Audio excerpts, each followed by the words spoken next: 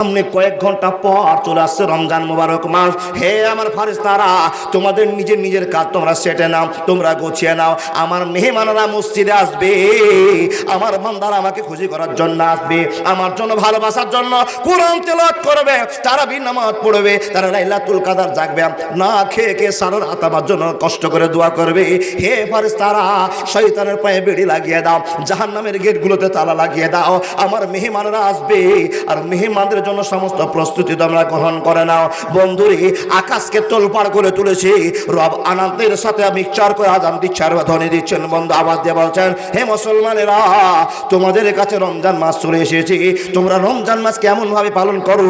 তোমরা যদি কেউ রমজান মাসকে সামনে পেয়ে নাও, তোমার জীবনের গুনাহ যদি মিটিয়ে নিতে না পারো, তোমার চাইতে হতভাগার কেউ হবে না, হবে না, হবে না।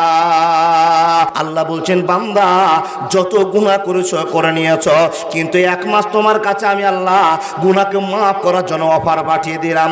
যে যেমন ভাবে পারবে মাবুদকে খুশি করে তোমরা গুনাহগুলো মাফ করে নাও। শুধু তাই নয়, শুধু তাই নয়, রমজান মাস নিয়ে আলোচনা করতে গেলে সারা রাত পার হয়ে যাবে, রমজানের গুরুত্ব শেষ করা যাবে না। ও আল্লাহর বান্দার ভালো করে শুনে যান, আল্লাহর আকাশে এখন বর্তমানে তোলপাড় চলছে, আনন্দ চলছে। আপনি প্রশ্ন করে বলবেন, ও মাওলানা, আকাশে কি নিয়ে তোলপাড় চলছে, কেমন করে তোলপাড় চলছে, আমরা তো কিছু বুঝি না, জানি না। বন্ধুরে, আপনি রোজার মাস সামনে পাচ্ছেন, মাত্র আর কয়েক ঘন্টা পর রোজা আসবে, যার জন্য চট করে আপনার স্ত্রী বলছেন, ও আব্দুর রহমান আমার স্বামী, তাড়াতাড়ি করে 3 মণ ধান কুটিয়ে নিয়ে চলে আসো, রোজার মাসে ধান কুটাতে পারবা না, ঝামেলা হয়ে যাবে। 15 কিলো সরষে কুটিয়ে নাও, তেলগুলো বাড়িতে ঢুকিয়ে দাও, রোজার মাসে ঝামেলা করতে হবে না। এ বন্ধু বর, স্ত্রী আপনাকে বলছে, স্বামী গো, আমাদের জায়গাটা ফাঁকা পড়ে আছে, তাড়াতাড়ি চাষবাস করে নাও, তাড়াতাড়ি ধান গাড়াগাড়ি সরষা তোলে কমপ্লিট করে নাও, এর জন্য করে নাও। রোজার মাসে বেশি কাজ করতে পারবে না, সব কাজকে সেটে নেওয়ার পর ঠান্ডা মাথাতে আল্লাহকে খুশি করার জন্য 1 মাস রোজা করব, এমন রোজা নামাজ রোজা করব যে আল্লাহকে 1 মাসে 11 মাসের গুনাহকে সব বিসর্জন দিয়ে শেষ করে দেব। একটা আইটেম করছেন কিনা বাবা? এটা প্রস্তুতি নিচ্ছেন কিনা? বন্ধুরে আমার, আকাশের মাটিতে আল্লাহর প্রস্তুতি চলছে। এ শয়তানকে বাধার জন্য ফারেস্তারা তোমরা সজাগ হয়ে যাও। কি কি প্রস্তুতি চলছে?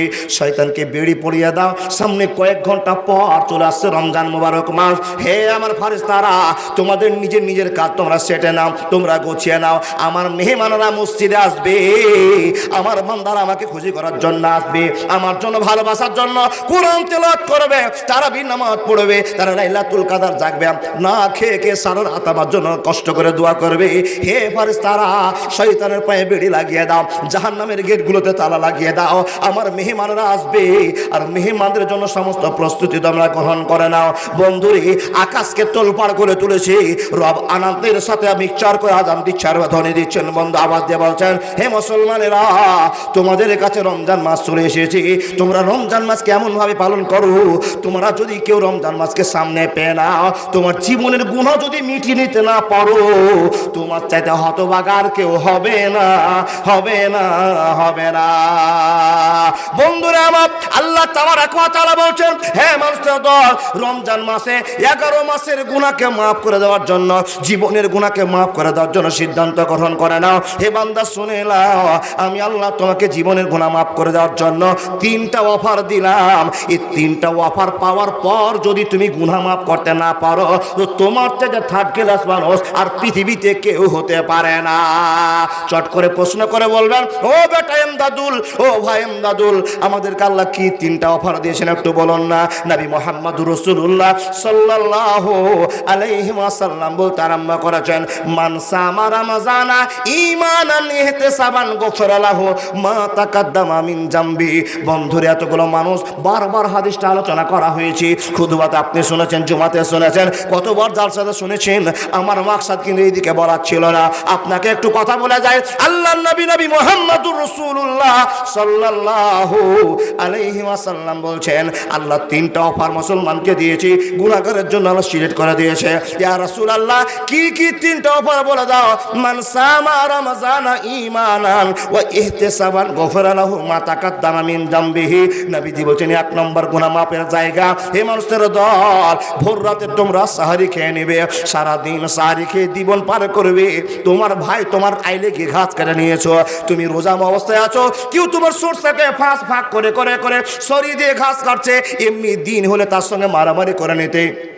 কিন্তু রমজান মাস রোজা করে আছো, টেম্পার যদিও বেশি হয় তো রোজার কথা আপনার মনে পড়ছে, কেউ আপনার অন্যায় করে দিচ্ছে, তারপরে অন্যায়ের জন্য তাকে সালা বলতে পারছেন না, নোংরা ভাষায় কথা বলতে পারছেন না।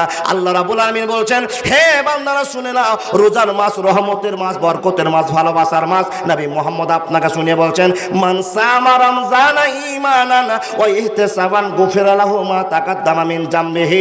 বন্ধুরে, নবী মুহাম্মদুর রাসূলুল্লাহ বলতে আরম্ভ করলেন, মানুষ রে, তোমরা ভোর 4টাতে ভাত খাওয়ার পরে সুন্দর করে দিনটাকে আল্লাহ রাসূলের তারিখে মানার পরে সন্ধ্যার সময়তে ইফতার যখন করে নাও, ইফতার করার জন্য তোমরা যখন সিদ্ধান্ত নিয়ে নাও, হে বান্দা শুনে নাও, আল্লাহ তাবারাক ওয়া তাআলা নবী বলছেন, আল্লাহ বলছেন, মান সামা রমজানা ঈমানান ওয়া ইহতিসাবান গুফিরা লাহু মা তাকাদ্দামা মিন জামবিহি। আল্লাহ তার জীবনের সব গুনাহ মাফ করে দেয়। একবার জোরে বলুন না সুবহানাল্লাহ। জন্ম আমার নবীর যুগে হলে কেমন হতো, জন্ম আমার নবীর যুগে হলে কেমন হতো, দু নয়নে রাসূল পাক দেখলে কেমন হতো, জন্ম আমার নবীর যুগে হলে কেমন হতো, জন্ম আমার নবীর যুগে হলে কেমন হতো। একবার জোরে বলুন না সুবহানাল্লাহ। বন্ধুরা আমার, রোজা করলাম, সারাদিন রোজা অবস্থায় থাকলাম, সন্ধ্যার সময় আমরা রোজা ইফতার করতে গেলাম, রোজা ইফতার করলাম, বিসমিল্লাহ বলে আমরা রোজা ইফতার করলাম, সঙ্গে সঙ্গে বললাম, জাহাবাত জামাও ওয়াবতালাতিল উরুক ওয়া সাবাতাল আজরু ইনশাআল্লাহ। কে কে জানে হাত দেখান। একটা দুটা, এই মূল বিটি দেখিয়েছে বাপ। জাহাবাত জামাও ওয়াবতালাতিল উরুক ওয়া সাবাতাল আজরু ইনশাআল্লাহ। সুন্দর করে পানি পান করলেন, খেজুর খেলেন, শশা খেলেন, সুন্দর করে আপনার সময়টা পার হয়ে গেল। আপনি কি আল্লাহকে বলবেন না, আল্লাহ তুমি চেয়েছো তাই তো আমি পান করতে পেরেছি, আমার শিরা উপাসরগুলো সব সিক্ত হয়ে গিয়েছিল, আবার সতেজ হয়ে গেল। আল্লাহ তুমি যদি ইজাজত না দিতে, মালাকুল মউতকে পাঠিয়ে দিতে, তো আমার রোজা ইফতার করা হতো না, আমি রোজা অবস্থায় মরে যেতাম। রব্বুল আলামিন আল্লাহর প্রশংসা করে বলুন, জাহাবাত জামা ওয়াবতালাতুল উরুক ওয়া সাবাতাল আজরু ইনশাআল্লাহ। আল্লাহর প্রশংসা করা হলো। নবী মুহাম্মদ বলছেন, বন্ধুরে, এই সমস্ত রোজাটা থাকার পরে কোনো মানুষ যদি রোজা দিয়ে তার জীবনের গুনাহ না মাফ করতে পারে, তাহলে তার চাইতে বড় হতভাগা আর দুনিয়াতে কেউ হতে পারে না। দ্বিতীয় নম্বর অফার, হে মানুষের দল, যখন আপনি রোজা ইফতার করলেন, রোজা ইফতারের সঙ্গে সঙ্গে আপনার শরীর যেন ক্লান্তি চলে আসলো, শরীরটা যেন উঠে না, আপনি পা ফেলে কোথাও যাবেন এরকম আপনার মনটা চাই না। কিন্তু বন্ধুরা আমার, হঠাৎ করে দেখলেন মুয়াজ্জিন সুন্দর করে এশার আযান দিয়েছে। মানুষের দল, আল্লাহর কত দয়া, আল্লাহর কত ভালোবাসা, আপনার মনটা এমন দুর্বল হয়ে গেল, যখন রোজা ইফতার করলেন আপনার মনটা এমন হয়ে দুর্বল হয়ে গেল, আপনি যেন উঠতেও পারেন না, হাঁটতেও পারেন না, চলতেও পারেন না। কথা ঠিক না ভুল ভাবে এরকম হয় কিনা? দেখেন, পানিটা খেলেন, ভাত কটা খেয়েছেন, শুকরিয়া আদায় করেছেন, যখন বাড়িটা ভাত খাওয়ার পরে বাড়ির দিকে একটু চলতে আরম্ভ করেছেন, বন্ধুরে 3 মিনিট 4 মিনিট 5 মিনিট 10 মিনিট পরে আপনার শরীরে যেন এনার্জি ফিরে আসতে আরম্ভ করেছে, শান্তি ফিরে আসতে আরম্ভ করেছে। আবার যখন এশারের আযান হলো, আপনি বসে বসে বিছানায় চিন্তা করতে আরম্ভ করলেন, রে রব, কষ্ট করে সারাদিন না খেয়ে থাকলাম, একটা পানির ফোঁটা গিলতে পারলাম না, উজুর জন্য পানিটা উজু করতে গেলাম, অন্যদিন উজুর পানিগুলো ঢুকে যায়, ফেরত বলে আমি তোমাকে খুশি করবার জন্য রোজাটাকে রাখবো, আর রোজা দিয়ে আল্লাহ আমার জীবনে গুনাহ মাফ করবো, এই জন্য আল্লাহ উজু করতে গেলাম। আল্লাহ বেশি দিন কলকলা করতে পারলাম না, শুকিয়ে গলা কাঠ হয়ে গিয়েছে। রব্বুল আলামিন তোমার ভয়ে পানিকে বেশি দূর নিয়ে গেলাম না, উজুটার সাথে ভদ্রতার সাথে উজু করে আমি তোমাকে খুশি করতে চেয়েছি। এতটা সুন্দর করে রোজা করেছি, কেন তারাবির নামাজ পড়বো না? যে লোকটা হাঁটতে পারছিল না, 1 ঘন্টা পর যখন এশার আযান দিয়েছি, আবার টুক টুক টুক টুক করতে করতে মনে মনে চিন্তা করছে, আল্লাহ আমি নামাজ পড়তে যাব, কিন্তু তারাবির নামাজ পড়বো না, ফজর নামাজটা ফরজ নামাজটা পড়বো, আর সুন্নাহ তার বেতুর পড়ে তাড়াতাড়ি বাড়ি চলে আসবো। মানুষ রে, যখন আপনি সিদ্ধান্ত করে মসজিদে ঢুকলেন আমি তারাবির নামাজ পড়বো না, নামাজ চালু হয়ে গেল। এত সুন্দর তেলাওয়াত শুনলেন, এত সুন্দর করে আপনার সামনে মৌলভী সাহেব নামাজ পড়িয়ে দিয়েছে। যখন নামাজ পড়া ক্লিয়ার হয়ে গেল, হঠাৎ করে আপনার ব্রেনে একটা আঘাত হলো, এ আল্লাহর বান্দা, কোন দিন তারাবি পড়তে পাবে, কোন দিন তোমার তারাবি ছুটে যাবে তুমি জানো না, কোন দিন মরবে তুমি জানো না, অতএব কেন তুমি তারাবির নামাজটা ছেড়ে দেবে? যখনই সালাম ফিরা হয়েছে, বাড়ি চলে আসার কথা বন্ধুরে আমার, আপনি বাড়ি আসতে পারলেন না, পারলেন না।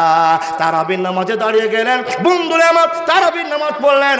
আল্লাহর নবী মুহাম্মদুর রাসূলুল্লাহ সাল্লাল্লাহু আলাইহি ওয়াসাল্লাম বলছেন, যারা তারাবির নামাজ পড়ে নিল, নবী মুহাম্মদুর রাসূলুল্লাহ বলছেন তার জীবনের গুনাহ আল্লাহ মাফ করে দিয়েছে।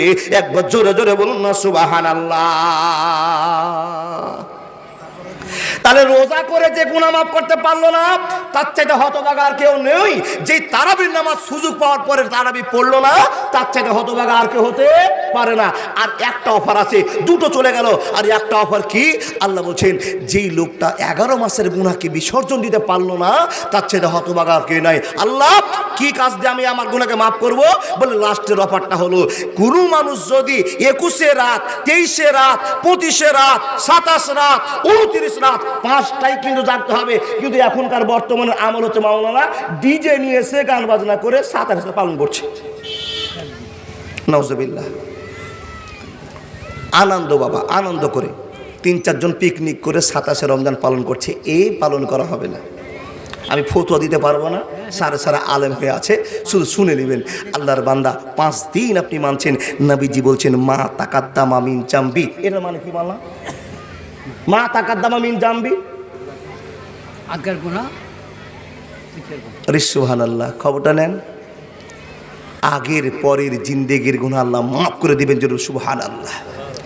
একটা মাস যদি, একটা মাসের একটি রাত গ্রহণ করে নেয়, আল্লাহ আপনার কাছে কম বেশি হিসাব করে, সময় কম, 84 বছরের নেকি আপনার আমলে বসবে। জোরে বলুন সুবহানাল্লাহ। যেই লোকটা রমজান মাস পর পর নিজের কেলেমকে মিটাতে পারলো না, তার চাইতে হতভাগা আর কেউ নাই। আল্লাহ বলছে, বান্দা আমি তোমাকে রহমত করেছি, ভালোবাসা দেখেছি, আমার নাম গাফুর। তুমি যে অন্যায়টা আমার সামনে করেছো, যে অন্যায়টা করছো, তোমাকে ক্ষমা করতে আমি চাই না, কিন্তু আমি তোমাকে ভালোবাসি বলেই ক্ষমার অফার দিয়ে দিলাম। 3টা ওয়ানাস্তাগফিরুহু ওয়া নাউযু বিল্লাহ ونعوذ بالله من شرور أنفسنا ومن سيئات أعمالنا من يهده الله فلا مضل له ومن يضلله فلا هادي له وأشهد أن لا إله إلا الله وحده لا شريك له وأشهد أن محمدا عبده ورسوله الذي أرسله بالحق بشيرا ونذيرا وداعيا إلى الله بإذنه وسراجا منيرا أما بعد فإن خير الحديث كتاب الله وخير الهدي هدي محمد صلى الله عليه وسلم وشر الأمور محدثاتها وكل محدثات بدعة وكل بدعة ضلالة وكل ضلالة في النار أما بعد أعوذ بالله من الشيطان الرجيم بسم الله الرحمن الرحيم قل يا عبادي الذين يسرفوا على أنفسهم লা তাকনাতু মির রাহমাতিল্লাহি ইন্নাল্লাহা ইয়াগফিরুয যুনুবা জামিআন ইন্নাহু হুয়াল গফুরুর রহিম। وقال الله تبارك وتعالى في كلامه المجيد والفرقان الحميد بسم الله الرحمن الرحيم إلا من تاب وآمن وعمل عملا صالحا فأولئك يبدل الله سيئاتهم حسنات وكان الله غفورا رحيما بسم الله الرحمن الرحيم عن أبي هريرة رضي الله تعالى عنه قال قال رسول الله صلى الله عليه وسلم من صام رمضان إيمانا واحتسابا غفر له ما تقدم من ذنبه।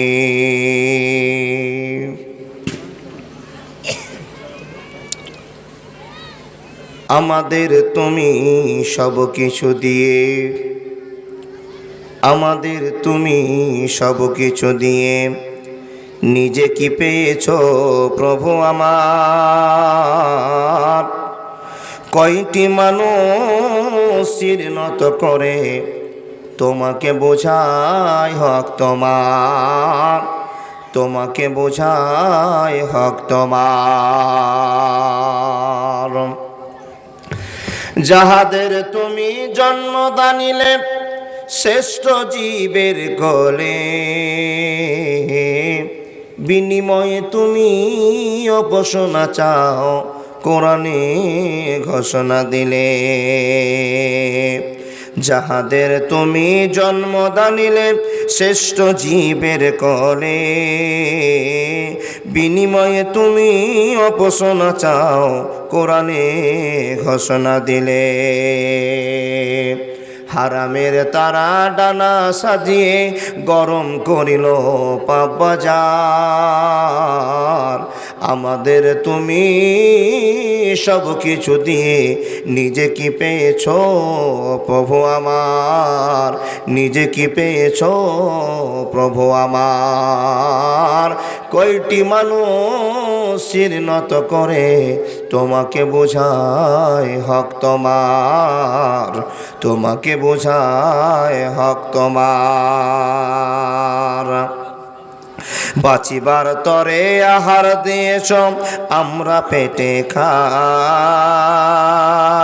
কি মধুর আলো বাতাস দানিলে লাগে যে আমাদের গায়। চিরজীবন শুধুই দিতে থাকিলে মূল্য নিলে না তাহার। আমাদের তুমি সব কিছু দিয়ে নিজে কি পেয়েছ প্রভু আমার।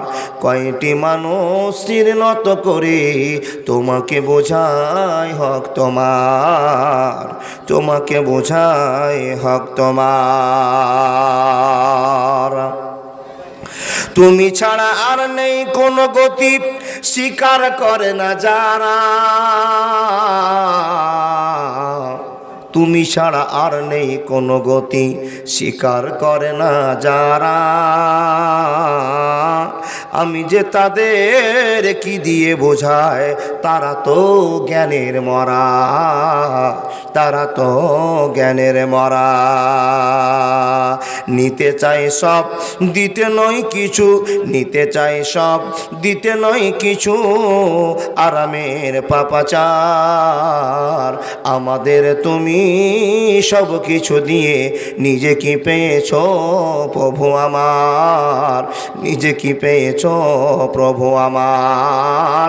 কয়টি মানুষ শির নত করে তোমাকে বোঝায় হক তোমার, তোমাকে বোঝায় হক তোমার, তোমাকে বোঝায় হক তোমার। লিল্লাহি তাকবীর। আওয়াজটা মহব্বত দিয়ে বলুন তো, লিল্লাহি তাকবীর। এই আওয়াজটি হয়নি এখন বাবা, মাঝখান লোকটি একটা বলেনি। আল্লাহকে খুশি করুন, আল্লাহ আপনাকে এত ভালোবেসেছেন যে গোটা পৃথিবীতে যত মানুষ আপনি আপনার চোখের সামনে দেখেছেন, সব চাইতে আপনাকে আল্লাহ ভালোবেসেছেন। এই প্রমাণটা আজকে দিব ইনশাআল্লাহ। তা আল্লাহকে খুশি করার চেষ্টা করুন, লিল্লাহি তাকবীর।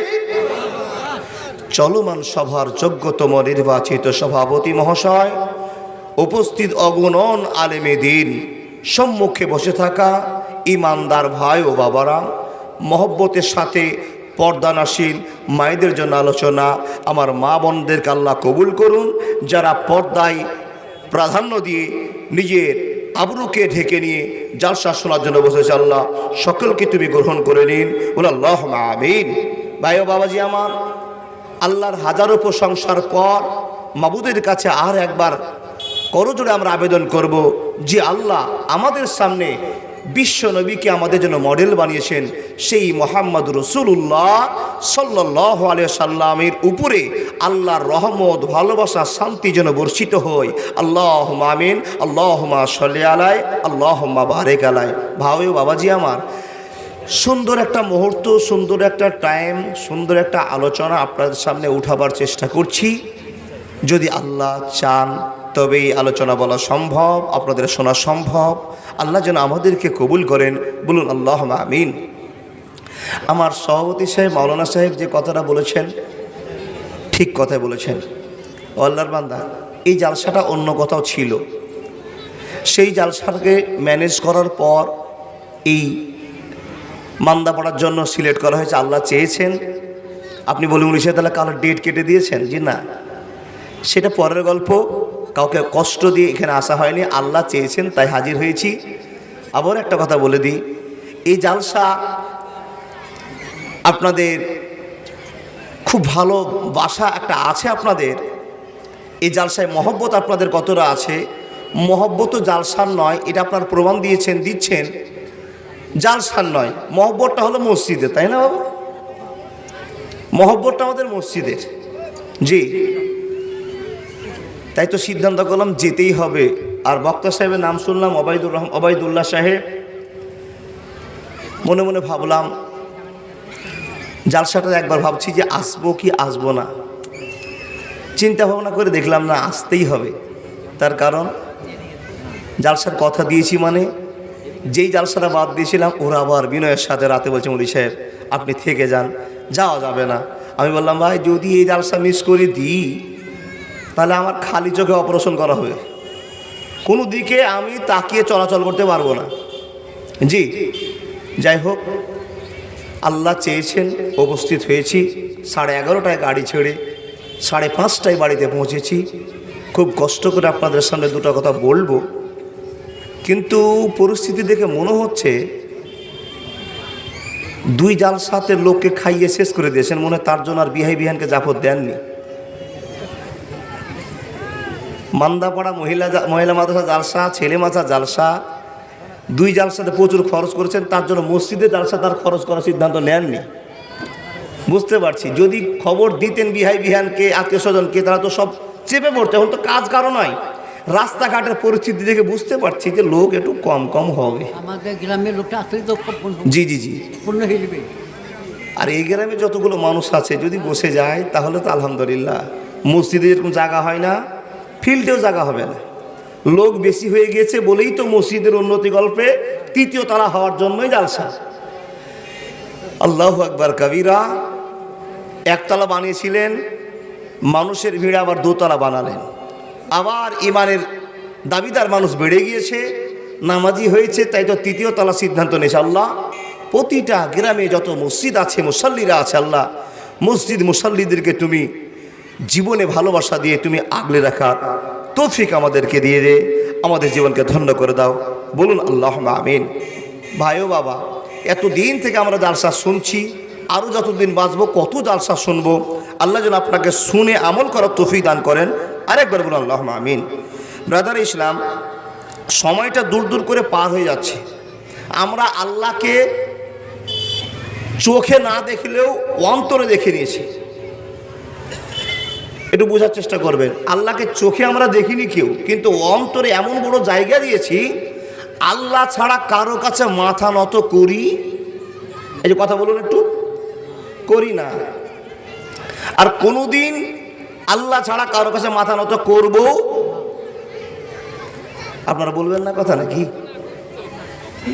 করব না। আল্লাহকে ছাড়া যদি কারো কাছে মাথা নত করে দিই, তাহলে আল্লাহর কাছে জায়গা পাবো না। তাহলে আমরা বুঝে গেছি আল্লাহর কাছেই মাথা নত করলে আল্লাহ আমাদের পরিস্থিতিকে সামলে দিবে, এটা আমাদের বিশ্বাস। যতদিন আপনি জালসা শুনেছেন, অনেক বক্তা অনেক রকম আলোচনা করেছে, আপনাদেরকে যে আলোচনাটা করব, আল্লাহর এত রহমতের কথা শুনেছেন, রাগের কথা শুনেছেন, আপনারা বুঝেছেন কি জানি না, সত্য করে বলুন তো, আল্লাহর রাগ বেশি না আল্লাহর দয়া বেশি? বল না, আমি পাবলিকের কাছে শুনতে চাইছি, সত্য করে বলুন, আল্লাহর রাগ বেশি না দয়া বেশি? দয়া বেশি বুঝলেন, উত্তরটা দিলেন, কি দয়া পেয়েছেন? বলে মুলি সাহেব এরকম তো হিসাব দেওয়ার কথা নয়, পারবো না, ঠান্ডা মাথায় বুঝলে হয়তো দু চারটা বোঝাতে পারবো, তাছাড়া উত্তর দেওয়াটা সম্ভব নয়। এমন উত্তরটা দিয়েছেন কার্যকর, আল্লাহর রাগ দেখেছেন, দয়াও দেখেছেন। রাগ কোনগুলো? এমন প্রবল বৃষ্টি, এমন প্রবল বাতাস, এমন প্রবল বিদ্যুৎ চমকাচমকি, মনে হচ্ছে হার্ট ফেল হয়ে যাবে, হয় না গো বাবা? আল্লাহর রাগ দেখেছেন। বৃষ্টি হয় না, হয় না, হয় না, হয় না, মাটি তামা হয়ে গেল, পুড়িয়ে শেষ হয়ে যাচ্ছে, গাছ গজায় না। আল্লাহ রহমতের একটা মৌসুম পানি দিলে বুঝে নিতে হলো আপনাকে আল্লাহ দয়া করেছে, না বাবা? তাহলে এখানে আজকে বুঝতে পারছি আল্লাহর রাগের চাইতে দয়া অনেক বেশি। বুঝতে পারবেন কি করে? অতটুকু জ্ঞান আমার নাই, আমি আপনাকে বোঝাই। আপনি আমি আল্লাহর সঙ্গে যে প্রতারণা করেছি, যে অন্যায়টা করেছি, মানুষ হয়ে যদি কোনো মানুষ আপনার সঙ্গে এই প্রতারণা করে, তো আপনি প্রকাশ তাকে গুলি করে মারবেন। সাদ্দাদা ঠিক আছে না? আপনি আমি আল্লাহর একটা বান্দা, আমার কত রাগ, আপনার কত রাগ। রাগ যদি বেশি হয়ে যায়, তো রাগের সাথে বাড়ি থেকে হাঁসে নিচে ছেলেকে কোপ মেরে দিতে পারেন, পারেন না বাবা? মেরে দিয়েছেও, একটু হ্যাঁ হু করেন। তাহলে মানুষ একটা 5 ফিটের মানুষ, 5.5 ফিটের মানুষ, এর রাগ এত হওয়ার কি দরকার? এই লোকটা যদি এত রাগ হয়, তাহলে সারা পৃথিবীর রব আল্লাহর কত রাগ হতে পারে?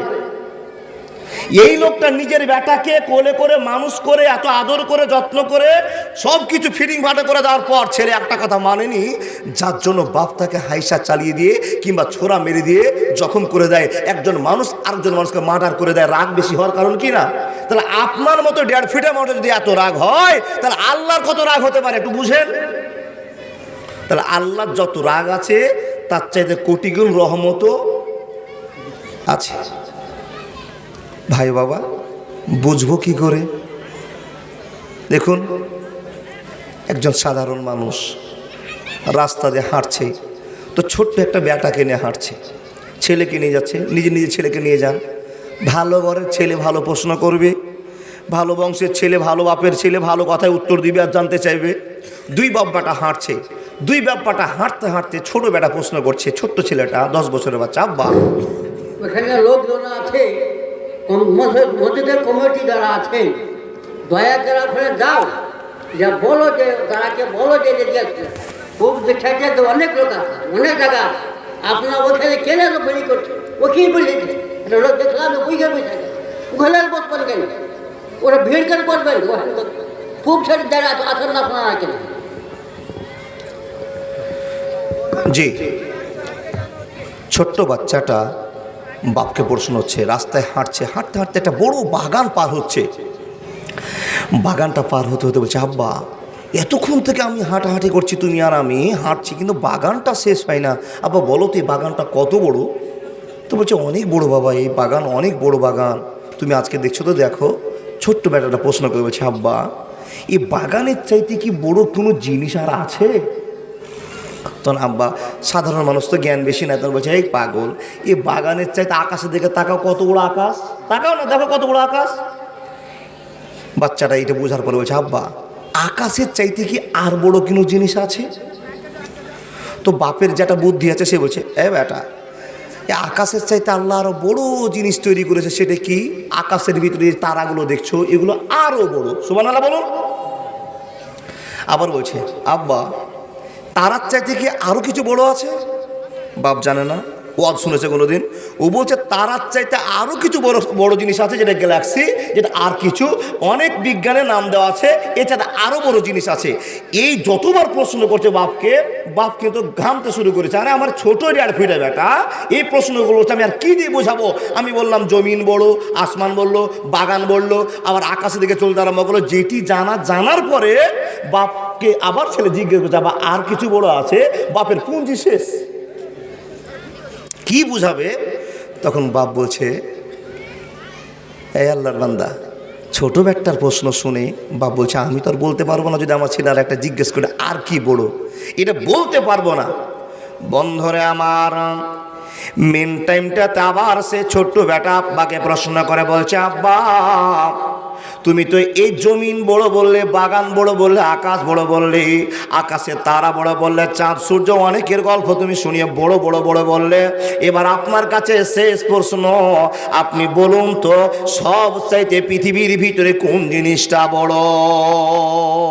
জানা আছে গো বন্ধুরে আমার? সাধারণ সরল বাপ বেটাকে বুঝাতে না পেরে মুখের ভাষাটা কালেম করে দিয়ে সুন্দর করে বলতে আরম্ভ করলো বেটা তুমি যতটি প্রশ্ন করেছো ততটি উত্তর আমি দিয়েছি, বোঝাবার জন্য বড়োর মাত্রা আমি রাখিনি। বড় করতে করতে করতে করতে অনেক বড় জিনিস আমি দেখিয়ে দিয়েছি। এখন তোমার শেষ প্রশ্ন আল্লাহ এর চাইতে কি বড়? বন্ধুরে আল্লাহ তাবারাক ওয়া তাআলা সেই দুইজন বান্দা, এবার বাপ বেটা কথাকার মেনটেন করতে না পেরে বাপ একটা মুখ দিয়ে আওয়াজ করে বলছে বেটা যত তুমি খবর নিলে, যত তুমি খবর জানতে চাইলে, বাগানের চাইতে বড়, বাগানের চাইতে আসমান বড়, জমিনের চাইতে আসমান বড়, আসমানের চাইতে তারা বড়, তারার চাইতে গ্যালাক্সি বড়, এই করে করে যত প্রশ্ন তুমি করেছো সোনা মানিক আমি সব তোমাকে উত্তর দিয়েছি। এখন তুমি যদি আমার কাছে প্রশ্ন করো এর চাইতে কি বড় জিনিস আছে, আমার প্রশ্নের উত্তর দেওয়ার সম্ভব হবে না। যখন বাপ নিরুপায় হয়ে গেল, বেটার সামনে প্রশ্নের উত্তর দিতে না পেরেছে, তখন ছোট্ট বাচ্চাকে বুঝিয়ে বলছে বেটা রে যত বড় বড় জিনিস তোমাকে চোখের সামনে আমি দেখালাম, যত জানাবার চেষ্টা করলাম মানিক সব চাইতে আল্লাহর দয়া বড়, আল্লাহর সবচেয়ে দয়া বড়, আল্লাহর চাইতে বেশি দয়ালু আর পৃথিবী কিছু হতে পারে না। বন্ধু আমার হযরত মুসা প্রশ্ন করছেন হে আল্লাহ আমাদের সমাজে, আমাদের দেশে, আমাদের গ্রামে সবচেয়ে কোন লোকটা বেঈমান, কোন লোকটা খারাপ? আল্লাহ তুমি যাকে চয়েস মনে করো না, যাকে তুমি খারাপ মনে করেছো, গায়রিল মাগযুবি আলাইহিম, যাদেরকে তুমি ধ্বংসনীলার দিকে তুমি প্রবাল করে দিয়ে গেছো, হে আল্লাহ এই মানুষগুলোর ভিতরে এতগুলো আমরা মানুষ বসে আছি, এতগুলো চলাচল করছি, আমি মুসা নবী তোমার কাছে একটা ছোট্ট প্রশ্ন করে জানতে চাই মাবুদ রে আমার মনে বড় সাদ জানবার বড় আশা, আল্লাহ তুমি একবার বলে দাও আমাদের সামনে এত মানুষ ঘোরাঘুরি করছে, কে জান্নাতি আর কে জাহান্নামী এটা তোমার কাছে বিষয় আছে, কিন্তু আমার মনের বড় আশা আব্বা ও আল্লাহ তাবারাক ওয়া তাআলা একবার আমাকে জানিয়ে দেন পৃথিবীতে সব মানুষের ভিতরে কোন মানুষটাকে আপনি বেশি খারাপ মনে করেন, ওই মানুষটার সঙ্গে আমার একবার সাক্ষাৎ করে দেন, গল্প করে দেন, দেখা করিয়ে দেন। আল্লাহ গো এটা আমার বড় মনের তামান্না আছে। মুসা নবীকে বলছেন রে মুসা নবী তুমি যখন জানতে চেয়েছো পৃথিবীতে সবচেয়ে খারাপ মানুষটাকে দেখবে, তাহলে যাও এই মান্দা পড়া মোড়ে বসো। বন্ধুরে আমার বুঝার জন্য কথা বললাম। নবী মুসা বসলেন, বসার পর একটা চেয়ার নিয়ে বসে আছেন। আল্লাহকে বলছেন আল্লাহ 5 মিনিট হলো, 7 মিনিট হলো, 10 মিনিট হলো, আল্লাহ আমি যাকে দেখতে চেয়েছিলাম, যেই লোকটাকে সবচেয়ে তুমি খারাপ মনে করো, যে লোকটা পৃথিবীর সবচেয়ে বাজে লোক, 3rd ক্লাস লোক, ওই লোকটাকে দেখতে চেয়েছি, মাবুদ রে তুমি ওই লোকটার সঙ্গে আমার দেখা করিয়ে দাও। হযরত মুসাকে আল্লাহ সম্বোধন করে বলছেন এ নবী মুসা তুমি বসে আছো চেয়ারে, দেখো তোমার সামনে একটা লোক হাঁটতে হাঁটতে চলে যাচ্ছে। এ নবী মুসা এই লোকটা তোমার সামনে চলে যাচ্ছে, এর সঙ্গে একটা ছোট্ট বাচ্চা আছে, এরা বাপ বেটার ভিতরে তুমি বিচার করে নাও, এর বাপটা এত খারাপ, এত খারাপ, এত খারাপ, এই ছেলেটার বাপটা এত নোংরা, এত নোংরা, এত বাজে, এর প্রতি আমার আল্লাহ হিংসা বিদ্বেষ রাগ ধরে আছে। কিন্তু নবী মুসা রে, তোমাকে আমি গল্প শুনে দিলাম, যত তোমাদের মান্দা পাড়াতে লোক আছে, যত তোমাদের ডুবাঞ্চলে লোক আছে, এই লোকের ভিতরে এই লোকটাকে আমি বেশি খারাপ মনে করি। মুসা নবী চোখ চিড়ে দেখতে পাচ্ছে ওটা ওর চাচা, ওটা বন্ধু, ওটা গ্রামের কোনো লোক। প্রশ্ন করে আল্লাহকে বলছেন, আল্লাহ তুমি কালিমুল্লাহ বলেছো, তুমি আমাকে বড় ভালোবাসো, হে রব্বুল আলামিন, আর একটা প্রশ্ন তোমার কাছে আমার থাকলো, মাবুদ রে, আমি তো লোকটাকে চিনলাম, এই লোকটাকে তুমি পৃথিবীর সবচেয়ে খারাপ মনে করো, হিংসা মনে করো, তাকে বিদ্বেষ তুমি রেখেছ, একে তুমি চাইছো না, অতএব এই লোকটা তোমাকে অপমান করেছে, নোংরা কথা বলেছে, যার জন্য তুমি এই লোকটাকে খারাপ একটা সিদ্ধান্ত করে রেখেছ। এই আল্লাহ খারাপ মানুষকে চিনলাম, এখন যদি গ্রামবাসীকে বলে দিই এই লোকটাকে আল্লাহ সবচেয়ে খারাপ মনে করে, সবচেয়ে বাজে মনে করে, যদি বলে দিত গোটা গ্রামের লোকেরা তো তোলপাড় চালু করে দেবে, লোকটাকে ঘৃণা করবে, আমার গল্প আমার কাছে থেকে যাক। মাবুদ রে, তোমার কাছে আর একটা আমার প্রশ্ন আছে, হে আল্লাহ, দ্বিতীয় নম্বর প্রশ্নটা আমার এটাই, আমি খারাপ লোককে দেখলাম, মনে একটা শান্তি পেলাম, আশ্বাস পেলাম, কিন্তু মাবুদ রে, তোমার কাছে দ্বিতীয় প্রশ্ন, আমার মনে বড় তামান্না, তুমি ওই সমস্ত মানুষগুলোর সঙ্গে আমার একবার দেখা করে দাও, পৃথিবীতে যাকে তুমি সবচেয়ে বেশি ভালোবাসো, যাকে তুমি বেশি মহব্বত করো, যাকে তুমি বেশি পেয়ার করো, যাকে তুমি মহব্বতের সঙ্গে ভালোবাসা দিয়ে রেখেছো, হে আল্লাহ, ওই লোকটাকে দ্বিতীয় নম্বরে তুমি আমাকে দেখিয়ে দাও। হযরত মুসাকে বলছেন, রে মুসা, যেই চেয়ারে বসে আছো, যেই চেয়ারে বসে বসে সময়টা পার করছো, মুসা রে, এক্ষুনি তোমার সামনে দিয়ে একটা লোক আসবে, ওই লোকটাকে দেখলে তুমি বুঝে যাবে এই লোকটাকে আমি পৃথিবীর সব চাইতে বেশি ভালোবাসি।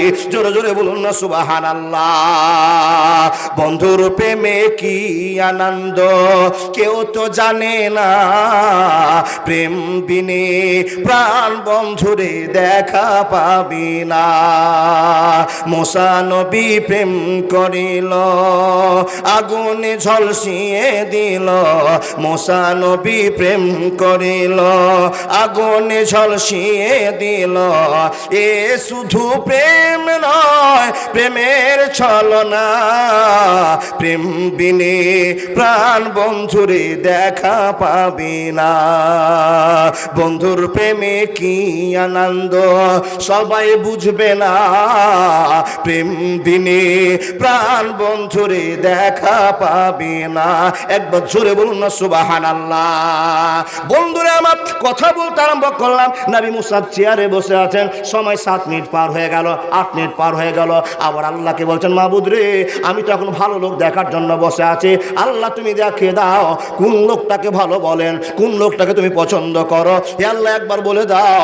হযরত মুসা বসে আছেন।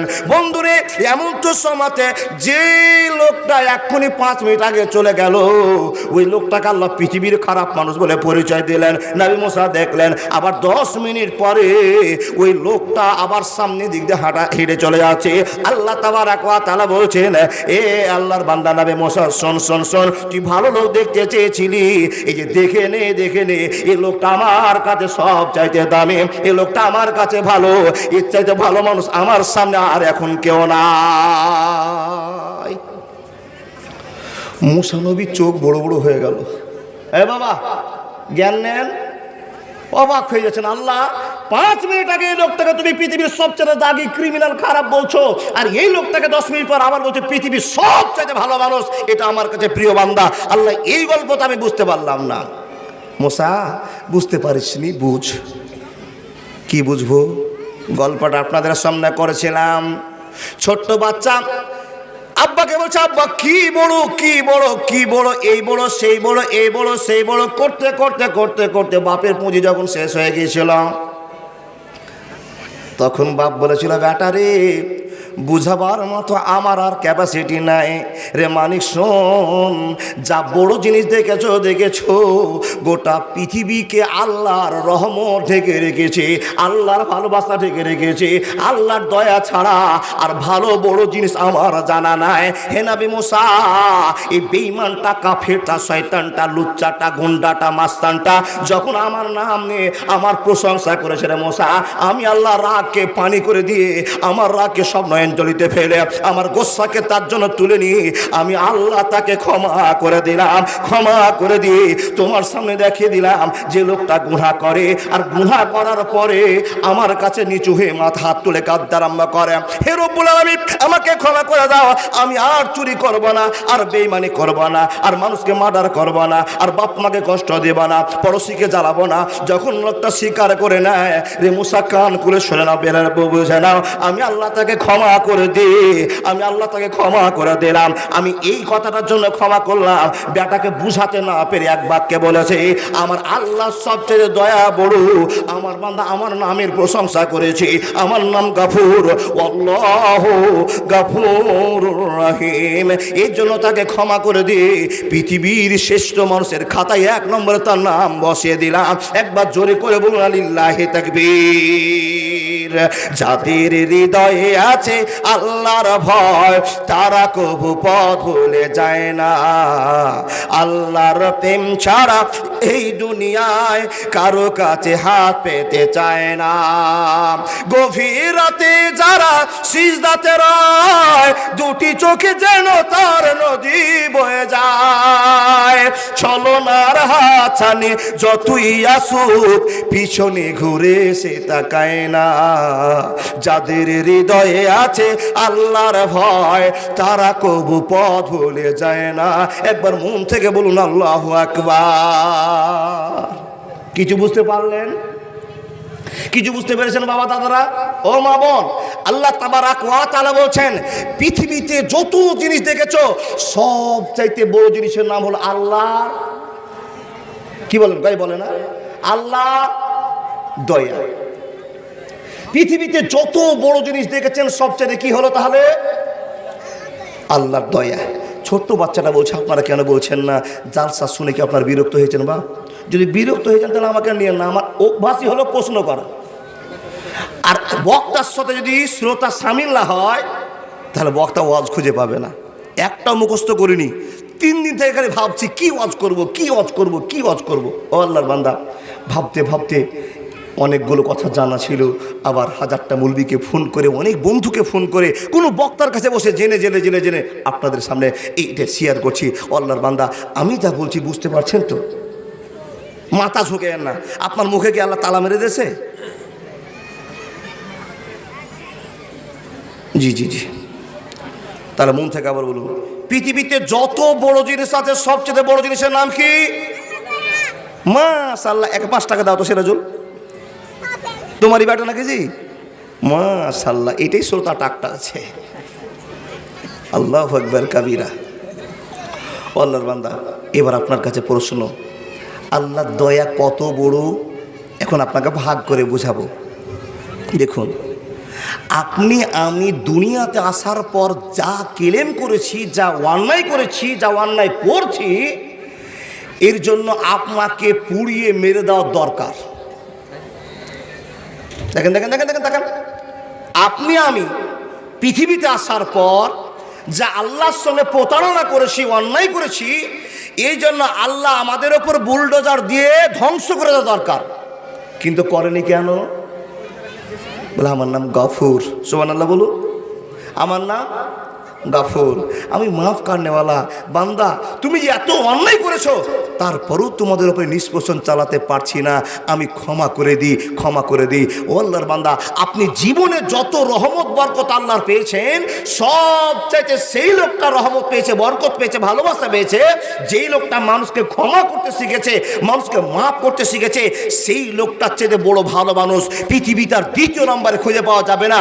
যেই লোকটাকে আল্লাহ প্রাধান্য দিয়েছে যে তোমার যতই আঘাত আসুক না কেন, তুমি মানুষকে ক্ষমা করে দিবে, ধৈর্য ধরে নিবে। আল্লাহ তাবারাক ওয়া তাআলা বলছেন পৃথিবীর সবচেয়ে দামি সম্পদ তোমাকে দেওয়া হলো, যেই নিজের রাগকে কন্ট্রোল করতে পারে, যেই লোকটা নিজে মানুষকে ক্ষমা করতে পারে, হাজারটা আঘাত পাওয়ার পরে দেখেন সেই লোকটাকে আবার ক্ষমা করে দিয়েছে। এই লোকটাকে আল্লাহ মহান বলেছেন, মহৎ বলেছেন। এর পরিচয়ের সঙ্গে অন্য কারো পরিচয় মিলবে না। ভাই ও বাবা, আপনি কাউকে ক্ষমা করতে পেরেছেন? হিসাবটা করেন। আপনার সঙ্গে কারো ঝামেলা হয়েছে, আপনি কাউকে ক্ষমা করেছেন? যদি ক্ষমা করে থাকেন আপনার হিসাবে আপনি জানেন, যদি ক্ষমা করে থাকেন তো বুঝে নেন আল্লাহর একটা ভালোবাসা, একটা ভালো নিয়ামত আল্লাহ আপনাকে দান করেছে। আপনি ক্ষমা করতে পেরেছেন। যে ক্ষমা করে দেয় আল্লাহ তার সম্মান পৃথিবীতে দ্বিগুণ করে দেয়। আপনি বলেন মৌলভী সাহেব কী কথা আপনি বলেন, যে মানুষকে ক্ষমা করে দেয় সে দ্বিগুণ সম্মান পায়, কি করে একটু বুঝান তো। যদি আমরা একজনের সঙ্গে মারামারি করছি, একটা লোক আমাকে গালে এসে 3টা চড় মেরে দিল, আর আমি চুপচাপ বসে চেয়ারে বসে আছি, তো আমার দাম বাড়লো না কমলো? গ্রামের লোক বলছে হ্যাঁ রে, তোর এত টাকা, এত পয়সা, এত শক্তি থাকার পর একটা খ্যাপা লোক তোকে এসে 3 থাপ্পড় মেরে চলে গেল, আর তুই কোনো কথাই বললি না। গ্রামের লোক তো আমাকে সুরসুরি দিচ্ছে, আমাকে উত্তেজনায় ফেলছে, আমি প্রতিবাদ করছি না। আল্লাহ রাব্বুল আলামিন বলছেন যেই লোকটা চেয়ারে বসে বসে মারকে সহ্য করে থেকে গেল ওই লোকটাই মহান হবে। যে মারলো 5 দিন পর সে লোকটা সে পা ধরবে। জোরে বলুন আল্লাহ তুমি এই পথের দিশা আমাকে দিয়ে জীবনযাপন করার সুযোগ করে দাও, বলে আল্লাহ আমিন। বুঝায় ও আল্লাহর বান্দা, আল্লাহ কত মানুষকে ভালোবাসেন, আমাদেরকে ভালোবাসেন, এটা আমরা জানি না, বুঝি না। কোরআনটাকে খুলি, সেটা কি জানেন?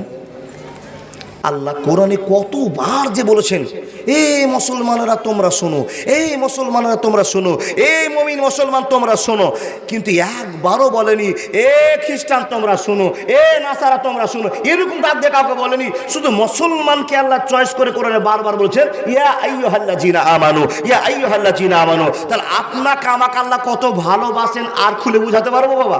দেখেন আল্লাহ বলছেন তোমাকে ভালোবাসি বলি বান্দারে 11 মাস পরে একটা অফার হিসাবে পবিত্র রমজান মাস আমি আল্লাহ তোমাদেরকে দান করলাম। এই জন্য আবেগের সাথে আমরা বলি আলহামদুলিল্লাহ। আলহামদুলিল্লাহ বলতে কষ্ট হচ্ছে মৌলভী সাহেব, এটা আল্লাহ আমাদেরকে দান করেছে না আল্লাহ আমাদের ঘাড়ে জুয়াল চাপাইছে? রোজা করাটা কি আনন্দ? রোজা করাটা কি আনন্দের জায়গা? না। সকাল 4টার সময় ভাত খেলাম, সারা দিন 16 ঘন্টা পার হয়ে যাওয়ার পর সন্ধ্যার সময় পানি খেয়ে জীবনটা ধড়ফড় করছিল, সেখানে একটু শান্তি পেয়ে গিয়ে পানি পান করে একটু আশ্বাস নিলাম, মাওলানা আল্লাহকে ভয় করি বলেই রোজাটা করছি, কিন্তু রোজা করা তো বড় কষ্ট। আল্লাহ আমাদেরকে ভালোবাসলেন, কিন্তু এই কষ্টটা দিলেন কেন? এই কষ্টটা দিলেন কেন? প্রশ্ন হয়।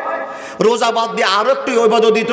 আপনার প্রশ্ন মৌলভী সাহেব, কোনো ছেলে আমাকে জিজ্ঞেস করেছে মাওলানা আল্লাহ নামাজের মতো ইবাদতটা না দিয়ে আর কিছু দিতে ভালো হতো, নামাজ পড়তে খুব ঝামেলা হচ্ছে বাবা। তো আপনার মতো আরো কিছু ছেলে বলছে মৌলভী সাহেব আল্লাহ রোজার মতো ইবাদতটা না দিয়ে আরো কিছু দিলে ভালো হতো। ও আল্লাহর বান্দা, বান্দার কিসে ভালো হবে বান্দাতে জানে না আল্লাহ জানে? জোরে বলুন, বান্দার কিসে ভালো হবে জানে কে? আল্লাহ। আল্লাহ বলছেন বান্দা আমি কি করে তোমার ভালো করব, আমি ভালো তোমাকে পথে নিয়ে আসবো, এই জন্য আমি আল্লাহ ভালোবেসে তোমাদেরকে আমি একটা মাস পুরস্কার হিসাবে দিলাম। জোরে বলুন সুবহানাল্লাহ। এই মাসটার নাম কি? রোজার মাস। আজকে খেয়ে নিয়েছেন, কালকে ভুঁড়ি ভরে খেয়ে নেন, আর তারপরে দিন শুরু হবে কি গো বাব অ্যাকশন। কিসে? আপনার মাথা থেকে পা পর্যন্ত যা টক্সিন, যা ভাইরাস, যা নোংরা জমেছে 11 মাস থেকে নিয়ে সব বর্জন করার দিন চলে আসছে মাত্র আর কয়েক ঘন্টার জন্য অপেক্ষা করুন। এটা আল্লাহর রহমত না জহমত? আল্লাহু আকবার কবীরা, আল্লাহর রহমত। এই লোকটিকে উঠালে না বড় বিপদ হবে, রাগ করে চলে যাবে দোকানে জিলাপি খাবে। একটু উঠলে ভালো হয়, এদিকে এসে দেখে কত ফাঁকা। যদি আমি পারতাম আপনাদের পায়ে সুবহানাল্লাহ, আপনাদেরকে আমি ঘাড়ে করে বসেতাম। বাবা আর শোনার পর আপনি দাঁড়িয়ে বসে আছেন, একটু নড়ে যান না। এত আবেদী মানুষ, একটা জ্ঞানী মানুষ আপনার সামনে এত কথা বলছে, একটু নড়ে পার হয়ে যান না দিকে। ও ভাই কি আমরা ঘাড়ে নিতে পারবো? শক্তি এত আছে, আপনারা আছেন না? আপনারা সুতরাং আছেন না? পিছনটা ফাঁক করে দেয় না। যারা আসবেন দাদা একটু বাম দিকে চলে আসবেন তো। অনেক লোক আছে, অনেক লোক আছে। এই লোকটা অনেক লোক আপনার আসল ঘরে চলাচল না, আপনাকে ফাঁক দেন না, চলাচল না কেন বুঝে না চিন্তা করছি কোন লোকের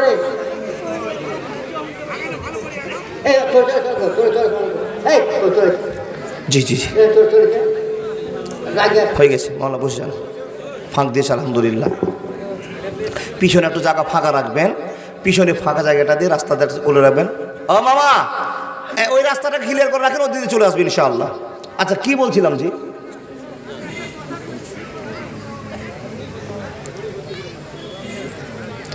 একটা মনে নাই, আমি কিন্তু ভুলি না বাবা, ভুলিও নি, শুধু আপনাদেরকে মনে আছে কিনা আমি যে কথাগুলো বলছি মনে রাখছেন কিনা এর জন্য আপনাকে জিজ্ঞেস করা। আচ্ছা কি বলছিলাম বলুন না। জি জি জি জি জি মৌলানা রাগের সাথে কথা বলতে গিয়ে ভুলে গেছে। জি আল্লাহর বান্দা বলছিলাম আজকে খাওয়া শেষ, কয়েক ঘন্টা পর রমজান মাস আসছে না। দেখুন আল্লাহ কত বড় গাফুরুর রহিম, মাফ কারনেওয়ালা, কত বড় দয়া। মুসলমান এত কেলেম করেছে, এত কেলেম করছে, আল্লাহকে আল্লাহ বলে স্বীকার করে না। সারা দিন, সারা সপ্তাহ, সারা মাস চলে যাচ্ছে, একবার আল্লাহ বলে ডাকে না। অথচ আল্লাহ বলছেন হে বান্দা, যখন তোমার কেউ ছিল না তখন ছিলাম আমি, এখন তোমার সব হয়েছে, পর হয়েছে আমি। এত কিছু আল্লাহকে কষ্ট দেওয়ার পর আল্লাহ মুসলমানকে, আপনাকে আমাকে ভালোবাসেন কত। আল্লাহ বলছে বান্দা তোমাদেরকে আমি একটা মাস অফার দিলাম। আল্লাহ কিসের অফার? বলে তোমার বডিকে চেক করার অফার, আর দ্বিতীয় নম্বর বিনিময়ে জান্নাতের অফার। জোরে বলুন সুবহানাল্লাহ। কতটা আল্লাহ গাফুরুর রহিম হতে পারলে আপনাকে এই মাসটা দান করেছে একটু বুঝুন। আল্লাহ বলছেন 11 মাস আমাকে চিনতে পারলে না বান্দা, আমাকে ভুলে থেকে গেলে, চলে গেল তোমার সময়। একটি মাস তোমাকে ক্ষমা করে দেওয়ার জন্য আমি সিদ্ধান্ত নিলাম। এই মানুষগুলোকে আমি নিজের হাতে বানিয়েছি, নিজে ভালোবাসা দেখিয়েছি। আর এই লোকগুলো কিছু ভুলের জন্য ইন্না জাহান্নামা কানাত মিরসাদা লিতাগিনা মাআবা লা বিসিনা ফিহা আহকাবা, এই কাজের জন্য ভুল করে চলে যাবে। আল্লাহ বলছেন এদেরকে আমি জাহান্নামে যেতে দিব না। যার জন্য আল্লাহ ভালোবাসা দিচ্ছেন। কি ভালোবাসা? বন্ধুরে আমার, আল্লাহ বলছেন বান্দা যত গুনাহ করেছো করে নিয়েছো, কিন্তু 1 মাস তোমার কাছে আমি আল্লাহ গুনাহকে মাফ করার জন্য অফার পাঠিয়ে দিলাম। যে যেমন ভাবে পারবে মাবুদকে খুশি করে তোমরা গুনাহগুলো মাফ করে নাও। শুধু তাই নয়, রমজান মাস নিয়ে আলোচনা করতে গেলে সারা রাত পার হয়ে যাবে। রমজানের গুরুত্ব শেষ করা যাবে না। ও আল্লাহর বান্দার ভালো করে শুনে যান, আল্লাহর আকাশে এখন বর্তমানে তোলপাড় চলছে, আনন্দ চলছে। আপনি প্রশ্ন করে বলবেন ও মাওলানা আকাশে কি নিয়ে তোলপাড় চলছে, কেমন করে তোলপাড় চলছে, আমরা তো কিছু বুঝি না, জানি না। বন্ধুরে আপনি রোজার মাস সামনে পাচ্ছেন, মাত্র আর কয়েক ঘন্টা পর রোজা আসবে। যার জন্য চট করে আপনার স্ত্রী বলছেন ও আব্দুর রহমান আমার স্বামী, তাড়াতাড়ি করে 3 মণ ধান কুটিয়ে নিয়ে চলে আসো, রোজার মাসে ধান কুটাতে পারবা না, ঝামেলা হয়ে যাবে। 15 কিলো সরষে কুটিয়ে নাও, তেলগুলো বাড়িতে ঢুকিয়ে দাও, রোজার মাসে ঝামেলা করতে হবে না। এ বন্ধু বর, স্ত্রী আপনাকে বলছে স্বামী গো আমাদের জায়গাটা ফাঁকা পড়ে আছে, তাড়াতাড়ি চাষবাস করে নাও, তাড়াতাড়ি ধান গাড়াগাড়ি সরষা তোলে কমপ্লিট করে নাও, এর জন্য করে নাও। রোজার মাসে বেশি কাজ করতে পারবে না। সব কাজকে সেটে নেওয়ার পর ঠান্ডা মাথাতে আল্লাহকে খুশি করার জন্য 1 মাস রোজা করব। এমন রোজা নামাজ রোজা করব যে আল্লাহকে 1 মাসে 11 মাসের গুনাহকে সব বিসর্জন দিয়ে শেষ করে দেব। একটা আইটেম করছেন কিনা বাবা, এটা প্রস্তুতি নিচ্ছেন কিনা? বন্ধুরে আমার, আকাশের মাটিতে আল্লাহর প্রস্তুতি চলছে। এ শয়তানকে বাঁধার জন্য ফারিস্তারা তোমরা সজাগ হয়ে যাও। কি কি প্রস্তুতি চলছে? শয়তানকে বেড়ি পড়িয়ে দাও, সামনে কয়েক ঘন্টা পর চলে আসছে রমজান মুবারক মাস। হে আমার ফারিস্তারা, তোমাদের নিজের কাজ তোমরা সেটে নাও, তোমরা গুছিয়ে নাও। আমার মেহমানরা মসজিদে আসবে, আমার বান্দারা আমাকে খুশি করার জন্য আসবে, আমার জন্য ভালোবাসার জন্য কোরআন তেলাওয়াত করবে, তারাবি নামাজ পড়বে, তারা লাইলাতুল কাদর জাগবে, না খেয়ে সারা রাত আমার জন্য কষ্ট করে দোয়া করবে। হে ফারিস্তারা, শয়তানের পায়ে বেড়ি লাগিয়ে দাও, জাহান্নামের গেটগুলোতে তালা লাগিয়ে দাও। আমার মেহমানরা আসবে, আর মেহমানদের জন্য সমস্ত প্রস্তুতি তোমরা গ্রহণ করে নাও। বন্ধুরে, আকাশকে তোলপাড় করে তুলেছে রব আনন্দের সাথে মিক্সচার করে আজান দিচ্ছার ধ্বনি দিচ্ছেন। বন্ধু আওয়াজ দিয়ে বলছেন হে মুসলমানেরা, তোমাদের কাছে রমজান মাস চলে এসেছে। তোমরা রমজান মাস কেমন ভাবে পালন করো? তোমরা যদি কেউ রমজান মাসকে সামনে পেয়ে নাও, তোমার জীবনের গুনাহ যদি মিটিয়ে নিতে না পারো, তোমার চাইতে হতভাগার কেউ হবে না, হবে না, হবে না। বন্ধুরা আমার, আল্লাহ তাবারক ওয়া তাআলা বলছেন, হে মানুষের দল, রমজান মাসে 11 মাসের গুনাহকে মাফ করে দেওয়ার জন্য, জীবনের গুনাহকে মাফ করে দেওয়ার জন্য সিদ্ধান্ত গ্রহণ করে নাও। হে বান্দা শুনে নাও, আমি আল্লাহ তোমাকে জীবনের গুনাহ মাফ করে দেওয়ার জন্য 3টা অফার দিলাম। এই 3টা অফার পাওয়ার পর যদি তুমি গুনাহ মাফ করতে না পারো, তো তোমার থেকে থার্ড ক্লাস মানুষ আর পৃথিবীতে কেউ হতে পারে না। চট করে প্রশ্ন করে বলবেন, ও বেটা এমদাদুল, ও ভাই এমদাদুল, আমাদেরকে আল্লাহ কি 3টা অফার দিয়েছেন একটু বলুন না। নবী মুহাম্মদুর রাসূলুল্লাহ সাল্লাল্লাহু আলাইহি ওয়াসাল্লাম বলতে আরম্ভ করেছেন, মান সামা রমজানা ঈমানান ইহতিসাবান গফরা লাহু মা তাকাদ্দামা মিন জামবি।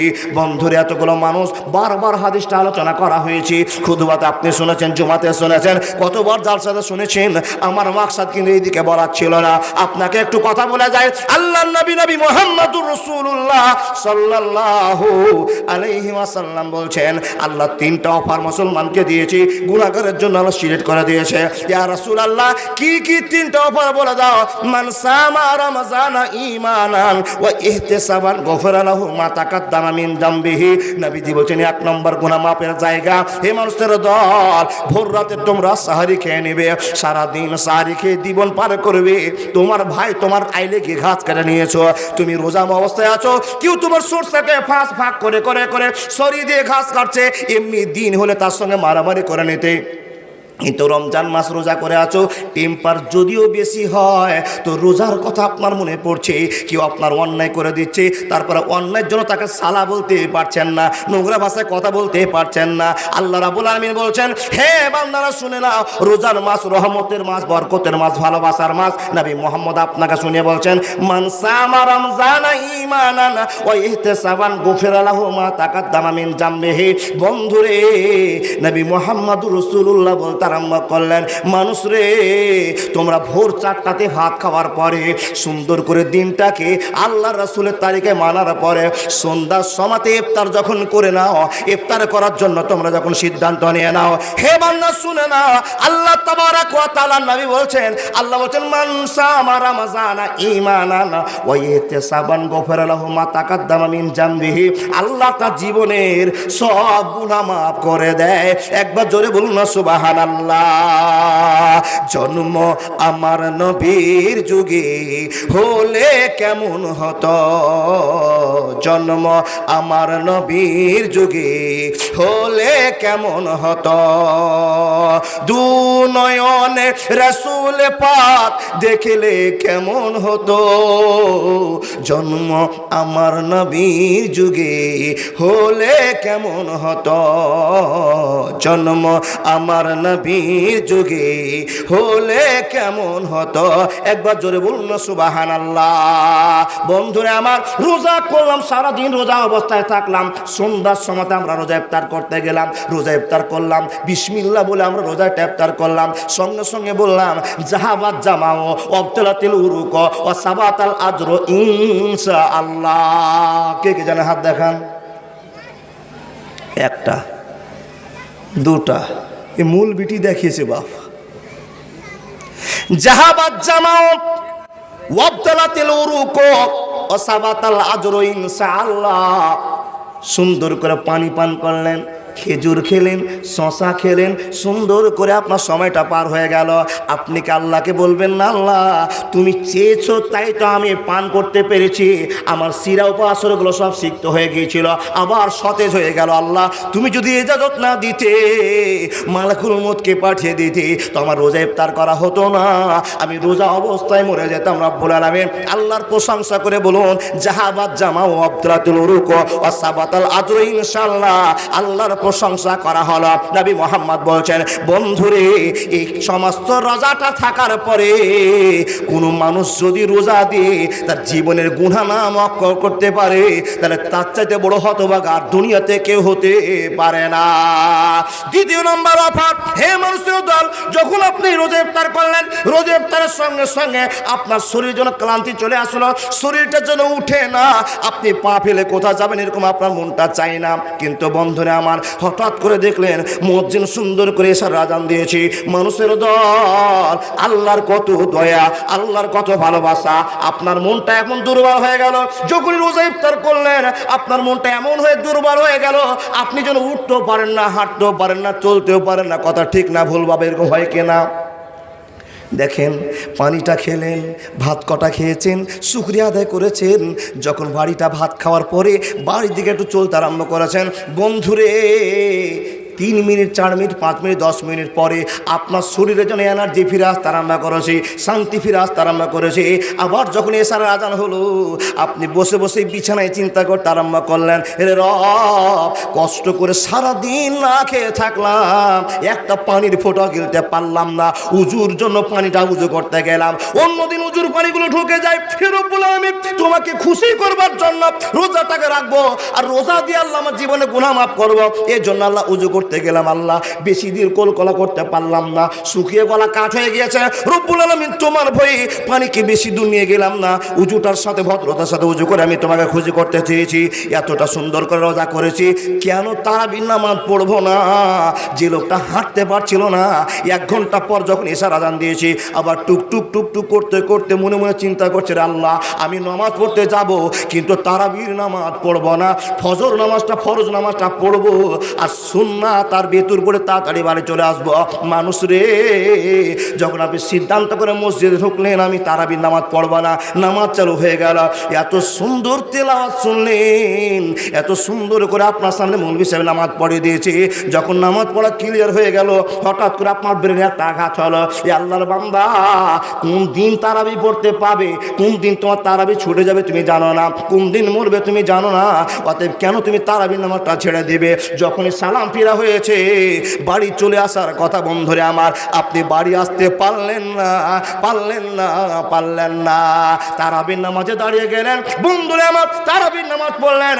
আল্লাহর নবী মুহাম্মদুর রাসূলুল্লাহ সাল্লাল্লাহু আলাইহি ওয়াসাল্লাম বলছেন, যারা তারাবির নামাজ পড়ে নিল, নবী মুহাম্মদুর রাসূলুল্লাহ বলছেন তার জীবনের গুনাহ আল্লাহ মাফ করে দিয়েছে। একবার জোরে জোরে বলুন না সুবহানাল্লাহ। তাহলে রোজা করে যে গুনাহ মাফ করতে পারলো না, তার চাইতে হতভাগা আর কেউ নেই। যে তারাবির নামাজ সুযোগ পাওয়ার পরে তারাবি পড়লো না, তার চাইতে হতভাগা আর কেউ হতে পারে না। আর একটা অফার আছে, দুটো চলে গেল, আর একটা অফার কি? আল্লাহ বলছেন, যেই লোকটা 11 মাসের গুনাহকে বিসর্জন দিতে পারলো না, তার চাইতে হতভাগা আর কেউ নাই। আল্লাহ, কি কাজ দিয়ে আমি আমার গুনাহকে মাফ করব? বলে লাস্টের অফারটা হলো, কোনো মানুষ যদি 21 রাত, 23 রাত, 25 রাত, 27 রাত, 29 রাত, 5টাই কিন্তু জাগতে হবে। কিন্তু এখনকার বর্তমানে আমল হচ্ছে মাওলানা ডিজে নিয়ে এসে গান বাজনা করে 27 পালন করছে। নাউজুবিল্লাহ। আনন্দ বাবা, আনন্দ করে 3-4 জন পিকনিক করে 27 রমজান পালন করছে, এই পালন করা হবে না। আমি ফতোয়া দিতে পারবো না, সারা আলেম হয়ে আছে, শুধু শুনে নেবেন। আল্লাহর বান্দা, 5 দিন আপনি মানছেন, নবীজি বলছেন মা তাকাদ্দামা মিন জামবি। এর মানে কি বললাম? মা তাকাদ্দামা মিন জামবি, আগের গুনাহ, সুবহানাল্লাহ। খবরটা নেন, আগের পরের জিন্দেগির গুনাহ আল্লাহ মাফ করে দিবেন। জরুর সুবহানাল্লাহ। একটা মাস যদি একটা মাসের একটি রাত গ্রহণ করে নেয়, আল্লাহ আপনার কাছে কম বেশি হিসাব করে সময় কম 84 বছরের নেকি আপনার আমলে বসবে। জোরে বলুন সুবহানাল্লাহ। যেই লোকটা রমজান মাস পর পর নিজের কেলেনকে মিটাতে পারলো না, তার চাইতে হতভাগা আর কেউ নাই। আল্লাহ বলছে, বান্দা, আমি তোমাকে রহমত করেছি, ভালোবাসা দেখেছি, আমার নাম গাফুর। তুমি যে অন্যায়টা আমার সামনে করেছো, যে অন্যায়টা করছো, তোমাকে ক্ষমা করতে আমি চাই না, কিন্তু আমি তোমাকে ভালোবাসি বলেই ক্ষমার অফার দিয়ে দিলাম। 3টা অফার দিয়েছে, যদি গ্রহণ করতে না পারে, আপনার চাইতে আমার চাইতে বড় আহাম্মক কারকে হতে পারে না। আল্লাহর বান্দা, আল্লাহ বলছেন, বান্দা, আমি তোমাদেরকে ক্ষমাশীলের পথ দেখিয়ে দিয়েছি, তোমরা ক্ষমাশীল হয়ে যাও, তোমরা ক্ষমাশীল হয়ে যাও, তোমরা দয়াবান হয়ে যাও। এ আব্বা জানেরা, দাদা বন্ধু, আমার মা বোন, আপনাকে বলি, আপনার সঙ্গে আপনার পড়োশি খুব ঝগড়া করে, মা বোন আপনার যার সঙ্গে আপনার খুব মারামারি হয়, ও আল্লাহর বান্দা, আপনাদের বন্ধুর সঙ্গে আপনাদের খুব ঝামেলা হয়ে গেছে, আপনি ক্ষমা করতে পেরেছেন? যদি ক্ষমা করে দেন, আল্লাহ আপনাকে এত সম্মান দিবে, এত দাম দিবে, যে আপনাকে আমি বুঝাতে পারবো না। আপনি বলে, মৌলভী সাহেব, আমি তো এরকম ক্ষমা অনেক মানুষকে করেছি, আমার দাম বেড়েছে কই, আমি বুঝতে পারছি না। দেখুন গো, এমন একটা লোকের কথা আপনার সামনে বলবো, এমন একটা লোকের প্রচার আপনার সামনে করব, মানুষকে ক্ষমা করে দিয়ে কি পেয়েছেন সেটা আপনাকে বুঝতে হবে। যে মানুষেরা মানুষকে ক্ষমা করে দিতে পারে, কোনো একটা ভুল হয়ে গেছে, যার জন্য মন থেকে বলুন যাক যা হয়েছে হয়েছে, এটা আমার লেখা ছিল কপালে, ওকে মাফ করে দিলাম, এই কথা যদি আপনি বলে দিতে পারেন তো আপনি কত বড় মহৎ মানুষ। দেখেন নবী মুহাম্মদুর রাসূলুল্লাহ পড়ুন সাল্লাল্লাহু আলাইহি সাল্লাম, জীবনে কতবার মার খেয়েছেন হিসাব আছে বাবা? কিছু গুনতির জায়গা আছে, কিছু বুঝাবার মতো জায়গা আছে। নবীজি মক্কাতে কত বছর সময় কাটিয়েছিলেন বলা যাবে? কত? উত্তরটা হয়নি। মক্কাতে কতদিন, মদিনায় কতদিন, এই হিসাবটা জানেন না? আমি আজকে বলবই না। এতবার ওয়াজ শোনার পরেও যদি আপনি নবী মোহাম্মদকে নিয়ে আলোচনা না করেন, জীবনে সেটিং না করেন, আরে নবী মোহাম্মদ কত বছর মক্কাতে প্রচার করলেন, তারপরে হিজরত করে চলে গেলেন মদিনাতে, বাকি জিন্দি কততে নবুয়ত পেলেন, এই গল্প আপনারা জানবেন না? যদি আপনাকে আল্লাহ জিজ্ঞেস করে এ বান্দা তোকে নামাজ রোজার কিছু প্রশ্ন ধরলো, খালি এটি কহা তুই জান্নাত চলে যাবে, তাহলে তো আটকে গেলাম বাবা। 13 বছর 10 বছর 23 বছর। জি জি, মক্কার মদিনাতে 23 বছর জীবন কাটিয়েছে। আর কত বছর বয়সে নবুয়ত পেয়েছেন? 40। তাহলে কতটি হলো? 63 বছর জিন্দেগি পার করে নবীজি মরছেন। এই 63 বছরের হিসাব যদি আপনাকে টেনে বলা যায়, 63 বছরেও জালসা শেষ হবে। নবীজির জীবনে 63 বছরের গল্প যদি আপনার কাছে কিছু কিছু করে আলোচনা করা যায়, 63 বছরেও গল্প শেষ হবে না। নবী মোহাম্মদ আপনাকে কি শিখিয়ে দিয়েছেন? আল্লাহ বলছেন আমি দয়াবান, আমার নাম গাফুর। হে নবী মোহাম্মদ, তোমাকে আমি দুনিয়াবাসীর জন্য রহমত করে পাঠিয়েছি। দেখুন পুরো নামাজ আপনাকে মনে করে দিব না, আবার প্রয়োজন আবার মনে করে দিতে হয়। আল্লাহর বান্দা, নবীজি কেমন করে মানুষকে ক্ষমা করেছেন আপনি পারবেন কিনা দেখুন তো। আপনি নবী মুহাম্মদের অনুসারী হতে পারছেন কিনা দেখুন তো। ক্ষমা করলে আপনার সম্মান, ক্ষমা করলে আপনার দাম। কি করে? ও আল্লাহর বান্দা, বলো এটা কি দেখেন তো, রুমাল। আল্লাহর বান্দা, নবী মুহাম্মদ নামাজ পড়ছেন কাবাতে, দেখেন দেখেন দেখেন, উদবার বেটা, কেউ বলছেন নামটা ভুলে গেলাম, মতিমের ছেলে, নবী মুহাম্মদ নামাজ পড়ছেন। নামাজের অবস্থাতে নবীকে মাফলার দিয়ে, বাবা মাফলার কিংবা কোনো কাপড় দিয়ে নবীর গলাতে ধরেছে টেনে। দেখেন এত দামি মানুষ, যে লোকটা কারো কোনোদিন একটা বকরিকে জোরে আওয়াজ করেও হাঁকিয়ে দেয়নি, কারো মুরগিকে একটা ছুঁড়েও মারেনি, মানুষ তো দূরের কথা, সেই লোকটার গলাতে কাপড় পেঁচিয়ে দিয়ে কাবার ঘরে খালি ঘোরাচ্ছে। বন্ধুরে আমার, মনটা যেন বড় আবেগের সাথে বলতে আরম্ভ করলাম, দয়া কাকে বলে, ক্ষমা কাকে বলে। আপনাকে এই কথা বোঝাবার জন্য মনটাকে একটু নরম করে বুঝুন রে আব্বা। নবী মুহাম্মদ এত দামি মানুষ, এত সম্মান, সব সুখকে বিসর্জন দিয়েছেন। নবী মুহাম্মদকে বলাছে, নবী গো আপনি যদি ইসলামের প্রচার বন্ধ করে দেন তো মক্কার যত সুন্দরী মেয়ে আছে তাদের ভিতরে একটা সুন্দরী মেয়ে আপনার জন্য, আর যত টাকা পয়সার প্রয়োজন আছে আমরা আপনাকে টাকা পয়সা দিয়ে বড় লোক বানিয়ে দেব, শুধু আপনি ইসলামের প্রচারটা বন্ধ করে দেবেন। এত অফার পাওয়ার পরে, এত দাম পাওয়ার পরে বন্ধুরে, নবী মুহাম্মদ জীবনে কতটা কষ্ট করেছেন একদিনের গল্প আপনাকে বলি। নামাজের ভিতরে নামাজ পড়তে আরম্ভ করেছেন, মসজিদের ভিতরে। বন্ধুরে আমার, এক বেঈমান মতিমের ছেলে বুড়ো একটা কাপড় নিয়ে নবী মুহাম্মদের গলাতে ধরেছে। বন্ধু নামাজের হালাত থেকে তুলে নিয়েছে। যেরকম কোনো মানুষের গলাতে গামছা লাগিয়ে টানলে যেরকম একটা নোংরা পরিস্থিতি তৈরি হয়, কষ্ট অনুভব করে, নবীকে যেন টানছে, ছেঁচড়াচেঁচি করছে। আর নবী মুহাম্মদকে বাঁচাবার জন্য কেউ সাইড থেকে আসে না। বুড়ো একটা মারাত্মক সময় চলে যাচ্ছে। বন্ধুরে আমার, যে লোকটা এত দামি, যে লোকটা এত মহান, যে লোকটা এত ভালো, যে লোকটা মানুষকে কোনোদিন খারাপ করে কথা বলেনি, চোখ দেখে কথা বলেনি, সেই লোকটাকে অপমান করে গলাতে গামছা লাগিয়ে ছেঁচড়া ছেঁচড়ি করছে, টানাটানি করছে। আর সব বেঈমানেরা দূর থেকে লক্ষ্য লক্ষ্য করে দেখে আসি। কিন্তু বন্ধুরা আমার, ওই মানুষগুলোর ভিতরে কিছু কিছু মানুষ এমন ছিল, সেই লোকগুলো চোখ দিয়ে ঝরঝর করে পানি পড়ছে। এই লোকটাকে কেন এভাবে মারা হচ্ছে, অন্যায় করা হচ্ছে? এই লোকটা তো কারো ক্ষতি করেনি, এই লোকটা তো কারো বেটি কিনে পালিয়ে যায়নি, এই লোকটা তো কাউকে মার্ডার করেনি। কিন্তু যে সমস্ত লোকদের চোখ দিয়ে পানি পড়ছে, ওই সমস্ত লোকেরা প্রতিবাদ করতে পারে না। যারা এই অন্যায়টা করছে তারা বড় লোক, তারা সম্মানী লোক, তারা নেতা কোয়ালিটির লোক, ওদের নেতৃত্বে গোটা মক্কা চলাচল করে। আর তাদের সামনে কে বাধা দিতে যাবে? পারে না। নবী মুহাম্মদের গলাটা চিপতে চিপতে এমন করে চিপে দিয়েছে, বিশ্বনবীর কাশি উঠে গিয়েছে, নবীজির জানটা যেন বেরিয়ে যাবে। বন্ধুরা আমার দূর থেকে লক্ষ্য করে দেখছেন আবু বকর সিদ্দিক, বন্ধুরে লোকের ভিতর থেকে ফাটতে ফাটতে ফাটতে ফাটতে লোককে ফিট থেকে পার করতে করতে করতে হযরত আবু বকর নবী মুহাম্মদকে জড়িয়ে ধরে বলছেন, এ লোকেরা, এই লোকটা ইসলামের দাওয়াত দিয়েছে বলে, এই লোকটা তোমাদেরকে সৎ পথ দেখিয়েছে বলে, এই লোকটাকে তোমরা কি মার্ডার করে দিবে, মেরে শেষ করে দেবে? এই লোকটা শুধু একটাই কথা বলেছে, আশহাদু আল্লা ইলাহা ইল্লাল্লাহু ওয়া আশহাদু আন্না মুহাম্মাদান আবদুহু ওয়া রাসূলুহু। এই কথা বলার কারণে এত সুন্দর লোকটাকে, যে লোকটাকে তোমরা আলামিনের টাইটেল দিয়েছ, পরিচয় দিয়েছ, এই লোকটা এমন কি ক্ষতি করেছে এই জন্য কি তোমরা মেরে দিবে? যখন আবু বকর সিদ্দিক সব লোককে ফেলে দিয়ে পিছনে এসে বিশ্বনবীকে ধরে নিয়েছেন, গলাটাকে হালকা করে দিয়েছেন, কোনো মতো বাঁচাতে পেরেছেন।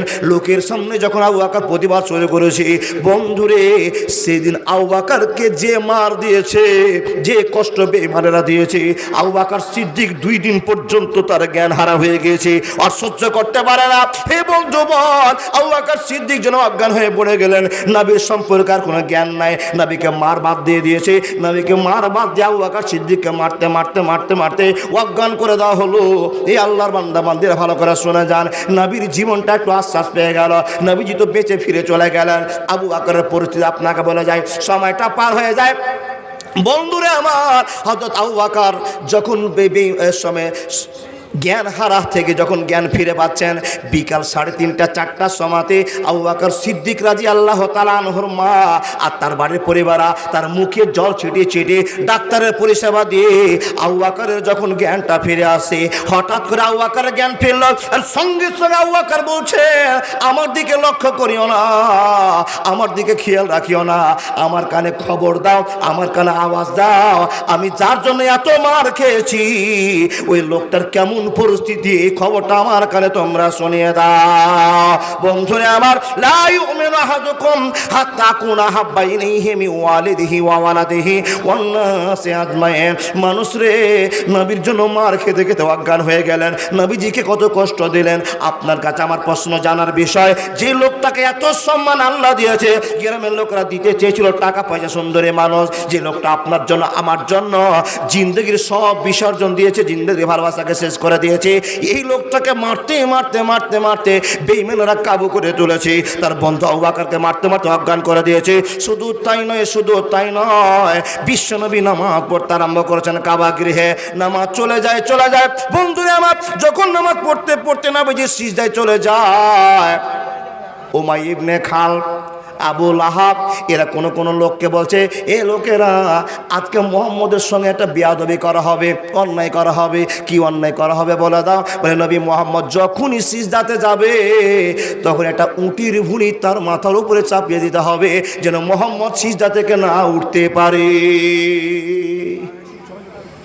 বন্ধুরে আমার, বিশ্বনবী রুকু থেকে সিজদা, যখনই সিজদায় চলে গেছেন, আর হঠাৎ করে বেঈমানা উটের ভুঁড়ি জমা করে রয়েছে, নবী মুহাম্মদের উপরে চাপিয়ে দিয়েছেন। বন্ধু, বিশ্বনবী চাপা পড়ে গেলেন, নোংরা একটা উটের ভুঁড়ি নবী মুহাম্মদের উপরে যখন চাপিয়ে দেওয়া, দম বন্ধ হয়ে আসছে, নবী যে উঠতে পারছেন না। হে বন্ধু বর, নবী মুহাম্মদকে বাঁচাবার জন্য কেউ আসে না, কেউ তো নাই, কেউ সাড়া দিতে পারছে না। যদি কেউ গরিব মানুষেরা মনটা চায়, কিন্তু বাধা দেওয়ার কোনো ক্ষমতা নাই বেঈমানদের সামনে।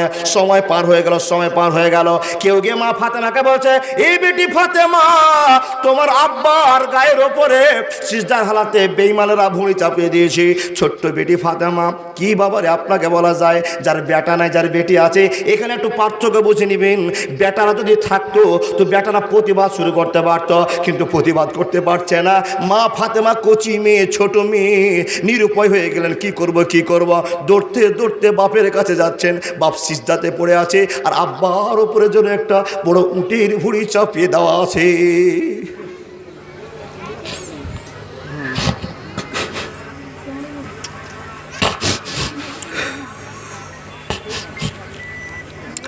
বন্ধুরে আমার, মা ফাতেমা নিরুপায় হয়ে গেলেন। কাকাকে ডাকবো না, দাদুকে ডাকবো না, মামাকে ডাকবো, আমার আব্বা যে বিপদে পড়ে গেছে, কেমন করে বাঁচাবো। বন্ধুরে আমার, মা ফাতেমা নিরুপায় হয়ে গেলেন। ছোট্ট একটা বাচ্চা গিয়ে ভুঁড়িটা ঠেলতে চাইছেন, পারছে না। হতবাক হয়ে গেলেন। হে বন্ধু বরাবর, আপনাকে কি ইতিহাস শুনলে আপনার মনটা নরম হবে জানি না। বিশ্বনবীর বেটি ফাতেমা নিরুপায় হয়ে গেলেন। বড় মানুষগুলোকে আবেদন করে ডাকছে, বাবা আমার বাপকে একটু শান্তি দাও, আমার বাপকে একটু বাঁচিয়ে দাও, ফুড়িটা সরিয়ে দাও। কেউ কিন্তু সাড়া দিতে পারছে না। ছোট্ট মেয়েটা চেষ্টা করছে। অনেক খুনের গতি পার হয়ে গেল। বন্ধুরে আমার, বিশ্বনবীর সহযোগিতা, এবার ছোট্ট বেটি ফাতেমার সহযোগিতাতে ভুড়িটা উল্টে পড়ে গেল। বাবাকে নিয়ে চলে আসলো। নোংরা পরিস্থিতি, টানতে টানতে বিশ্বনবীর বেটিগুলো লাড়ছে, চোখ করে বলছে, আব্বা তুমি যে কষ্টটা পেয়েছো, আব্বা তুমি করে একবার দোয়া করছো না? তুমি যদি একবার আল্লাহর কাছে দোয়া করে দাও, আল্লাহ এদের জন্য বুলডোজার পাঠিয়ে দিবে, এদেরকে ধ্বংস করে দিবে। আব্বা তুমি করে একবার দোয়া করছো না? মা ফাতেমা ছোট্ট মেয়ে কচি মুখে আব্বাকে প্রশ্নগুলো করছে। আব্বা বলছে, বেটি রে, আমি যে এই জন্য করতে পারবো না। এখন যদি আমি দোয়া করে দিই, হে কলিজার টুকরো ফাতেমা, আমার আল্লাহ আমার জন্য স্পেশাল ফোর্স পাঠিয়ে দিবে, গোটা মক্কাকে ধ্বংস করে দেবে। কিন্তু আমি যে পারবো না। আমাকে যে রহমত করে পাঠিয়েছে, আমাকে যে আল্লাহ শান্তির বার্তা দিয়ে পাঠিয়েছে, আমি তো সেরকম মানুষ না। এই বেটি ফাতেমা, আমি তাদের জন্য বদদোয়া করতে পারবো না। বিশ্বনবী মার খেয়ে এত কষ্ট পাওয়ার পরে বাড়ি আসলেন, পরিষ্কার পরিস্থিতি হয়ে গেল। বন্ধুরে আমার, বিশ্বনবী একজন আল্লাহর কাছে দোয়া করে বলছেন, আল্লাহ আমি যদি তাদের জন্য বদদোয়া করে দিই, সঙ্গে সঙ্গে তুমি বাহিনী পাঠিয়ে দেবে, কিন্তু আমি বদদোয়া তাদের জন্য করব না। আমার একটাই দোয়া থাকবে, এদেরকে তুমি সোজা পথের মানুষ বানাও। একবার জোরে বলুন না সুবহানাল্লাহ। ভাই, আল্লাহ নবী দোয়া করছেন, আল্লাহ এদেরকে সোজা পথে তুমি মানুষ বানাও। আমাকে মেরেছে, অপমান করেছে, মুখে থুক চালিয়ে দিচ্ছে, আমার কোনো দুঃখ নাই। বন্ধু, বিশ্বনবীর রাস্তা দিয়ে হাঁটছেন, নবীকে ডাকছেন, এই নবী শোনো। নবীজি এসেছেন, নবীর মুখে মুখ ভরে থুতু দিয়ে দিচ্ছে। হাজার হাজার দর্শক, কেউ বাধা দেয় না। নবীজি অপমান হলেন, কষ্ট পেলেন, বুকে বড় আঘাত পেলেন। নবীজি বলছেন, আল্লাহ এই অপমানটা আমি সহ্য করতে পারলাম না। নবীজি একটা দোয়া করেছেন, নবীজির একটা দোয়া গোটা পৃথিবী ধ্বংসের জন্য প্রযোজ্য। ও বন্ধু, অথচ বিশ্বনবী দোয়া করছেন না। তার কারণ নবীজিকে রহমত করে, দয়াবান করে আল্লাহ পৃথিবীতে পাঠিয়েছেন। দেখুন না, নবীজিকে ডাকলেন, মুখে থুতু দিয়ে দিলেন, নবী মুখ থুতুগুলোকে মুছছেন আর আল্লাহর কাছে দোয়া করে বলছেন, আল্লাহ আমাকে এত অপমান, আমাকে এত কষ্ট, আমার একটাই দোষ, তুমি এক, তুমি ওয়াহদাহু লা শারীকা লাহ, কুল হুয়াল্লাহু আহাদ, আল্লাহুস সামাদ। আমি এই পরিচয় দিয়েছি, তার জন্য আমার সঙ্গে এত বেয়াদবি। হে রব, আমার একটা প্রশ্ন তোমার কাছে আছে, আমি কোনোদিন মানুষের জন্য বদদোয়া করিনি। আমাকে যে অপমানটা করেছে, হে রব, তুমি তাকে, তোমার যে কুকুরগুলো আছে, কুত্তাগুলো আছে, এই কুত্তাগুলোর ভিতর থেকে একটা কুত্তাকে দিয়ে এর বিচারটা তুমি করে দিও। জোরে বলুন সুবহানাল্লাহ। বিশ্বনবী দোয়া করেছেন। বন্ধু, যখনই দোয়া করা, কিছুদিন পূর্বের ঘটনা, অনেক লম্বা ঘটনা, আপনাকে কেটে শুধু বুঝাচ্ছি। বিশ্বনবী দোয়া করেছেন, আল্লাহ তোমার হাজার হাজার কুকুর আছে, যে লোকটা এত মানুষের সামনে অপমান করলো, থুক দিল, আল্লাহ তুমি এর বিচারটা করিও। এই দোয়াটা যখনই করা, কিছুদিন পরে সেই লোকটা বিদেশে ব্যবসা করতে গেছে। নবীজির দোয়াটা কত কার্যকর। আল্লাহ বলছেন, অকালা রব্বকুম উদউনি আস্তাজিব লাকুম ইন্নাল্লাযীনা ইস্তাকবিরুনা আন ইবাদাতি সায়াদখুলুনা জাহান্নামা দাখিরিন।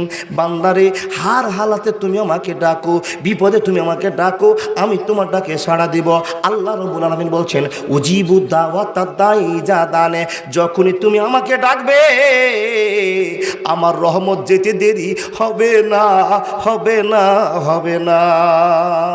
নবীজি যখনই দোয়া করা, কি বিচার পাওয়া গেল, কি হয়ে গেল? যে লোকটা নবীজিকে থুতু দিয়েছিল, ব্যবসা করতে গেল, ওই লোকটা ব্যবসা করতে গিয়ে দেখছে 2-3টা কুত্তা বাবা তাকে ফলো করছে। প্রমাণ আছে, বাঘ না যে বলো না, বাঘের প্রমাণ আছে। আল্লাহর কাছে দোয়া চেয়েছেন। লোকটাকে সবাই ঘিরে বলল, ও বাবু তুমি এত ভয় করছো, কারণটা কি? বলে, আমার একটা বড় ভয় লাগছে, আমি মক্কার জমিনে মুহাম্মদ রাসূলুল্লাহ পড়ুন সাল্লাল্লাহু আলাইহি সাল্লামকে অপমান করেছি, অপদস্থ করেছি। আর সে একদিন দোয়া করেছে, হাজার হাজার কুত্তার ভিতরে আল্লাহ একটা কুত্তা দিয়ে আমার বিচার চেয়েছে। আমার মনে হচ্ছে এই বাঘটা আমাকে খেয়ে ফেলবে। ও মানুষরা, তোমরা আমাকে বাঁচাও। ছটপট করছে, ছটপট করছে, আমাকে বাঁচাও। মানুষগুলো বললো, বাবু ভয় করিস না, আমরা 50 জন লোক আছি, আমরা সবাই বাইরে শুইব, বাইরে থাকবা, তুমি মাঝখানে ঘুমাও। সবাই বাইরে শুয়ে গেল, আর সেই বেঈমানটা মাঝখানে শুতলো, মিডিলে শুতলো। আল্লাহ বলছেন, বান্দা ধারে মিডিলে সাইডে কোনো বক্তব্য নাই। নবী মোহাম্মদ একদিন দোয়া করেছে আর একদিন সাজা তোমরা পেয়ে যাবে।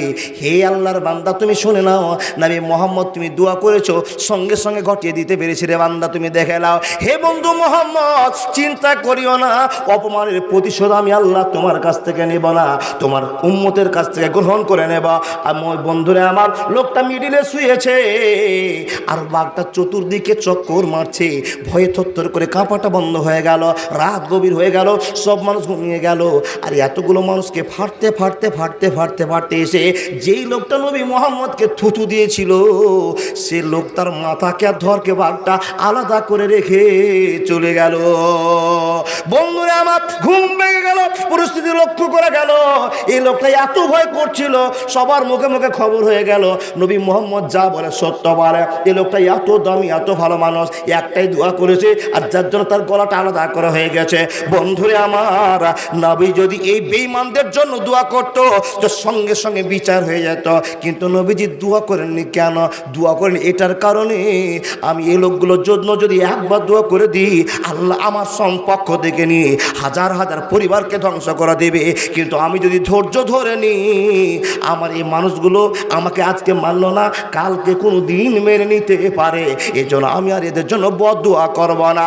বন্ধুরা আমার, অনেক কষ্ট অনেক কষ্ট অনেক কষ্ট পাওয়ার পর নবীজি 63 বছরের রেকর্ড যদি চেক করা যায়, বিশ্বনবী কোনোদিন একটি রাত শান্তিতে ঘুম পাতে পারেনি। যে লোকটা এত কষ্ট পাওয়ার পর যেই দিন মক্কা জয় হয়ে গেল, মক্কার পতাকা উড়ে গেল, কোনো একদিন এদেশের মাটিতে কালেমার পতাকা উড়বে, কালেমার পতাকা দুলবে, কালেমার পতাকা উড়বে। রবে না সেদিন আর হাহাকার, অন্যায় অবিচার অনাচার, দুর্নীতি অনাচার, থাকবে না জুলুমার, সবাই শান্তিতে থাকবে, সবাই শান্তিতে থাকবে, সবাই শান্তিতে থাকবে।